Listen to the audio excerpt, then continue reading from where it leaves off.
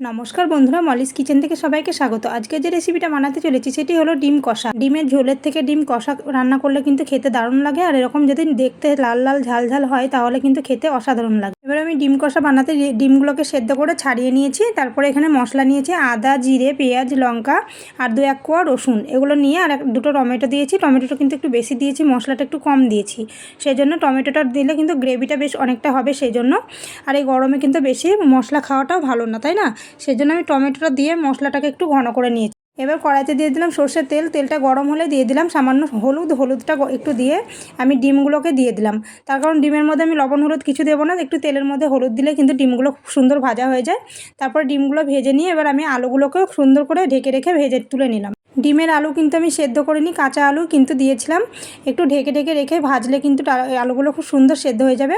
এরপর দিয়ে দিলাম ওই তেলের মধ্যে আর একটু তেল দিলাম।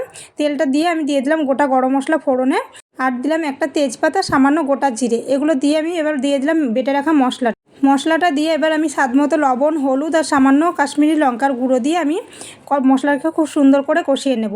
এই মশলাটা কিন্তু খুব সুন্দরভাবে কষিয়ে নিতে হবে, না হলে কিন্তু ভালো লাগবে না। এখানে যেহেতু রসুনটা আছে সেই জন্য অনেকক্ষণ ধরে বেশ একটু লো ফ্লেমে খুব সুন্দর করে কষিয়ে নিতে হবে।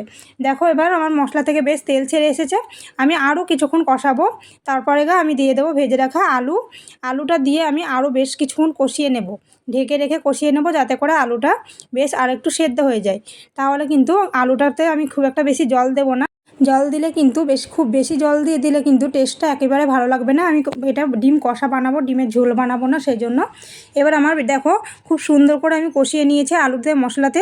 এবার দিয়ে দেবো ভেজে রাখা ডিমগুলো দিয়ে কিন্তু আমি আরও কিছুক্ষণ কষিয়ে নেব। একটু লো ফ্লেমে রেখে আমি কষিয়ে নেব।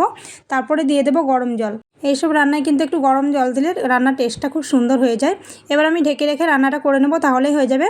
আশা করি ভিডিওটা ভালো লেগেছে। ভালো লাগলে লাইক, কমেন্ট, শেয়ার। যারা ফেসবুক থেকে দেখছেন পেজটা ফলো করে দেবেন, যারা ইউটিউব থেকে দেখছেন চ্যানেলটা সাবস্ক্রাইব করে দেবেন, এই অনুরোধ রইল। এবারে আমার পুরো রান্নাটা হয়ে গেছে। এবার আমি কিছুক্ষণ ঢেকে রাখবো, তাহলেই হয়ে যাবে। দেখা হচ্ছে পরের ভিডিওতে।